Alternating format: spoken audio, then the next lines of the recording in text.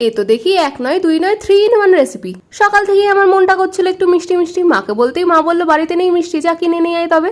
কিন্তু আমার যে মিষ্টি খেতে ইচ্ছে করছে সেটা তো হয় না সবসময় দোকানে। মা ভুরু কুচকে বলে মানে, আরে মা আমার না একটু ক্রিস্পি ক্রিস্পি মিষ্টি খেতে ইচ্ছে করছে। মা বলে ক্রিস্পি আবার মিষ্টি?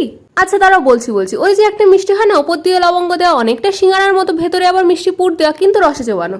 আমার দেওয়া মিষ্টির বিবরণ শুনে মা খানিকক্ষণ হাঁ করে মুখের দিকে তাকিয়ে পিঠের মধ্যে দিল গুড়ুম করে একখানা।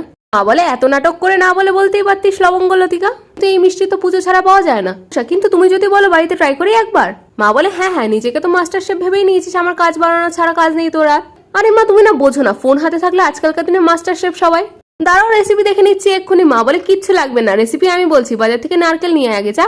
2 গ্যাসে 2 কড়াই বসিয়ে একটাতে সাদা নারকেলের নাড়ু, আর এক কড়াইতে ঘি কাজু কিশমিশ নুন চিনি দিয়ে সুজির মিষ্টি উপমা বানালাম। ওইদিকে সেই ফাঁকে ময়দাটা ভালো করে ময়াম দিয়ে রেখেছিলাম, নাড়ু এবং উপমা মিশিয়ে পুরটা বানালাম। মা লবঙ্গ দিয়ে লবঙ্গ লতিকার ভাজটা করে দিল, ভেজে নিয়ে রসে ফেলেই লবঙ্গ লতিকা রেডি। আমি কয়েকটা সিঙ্গারা আর সেই পুর দিয়ে মোদকও বানিয়েছি। হলো তো, তবে এটা 3 in 1 রেসিপি।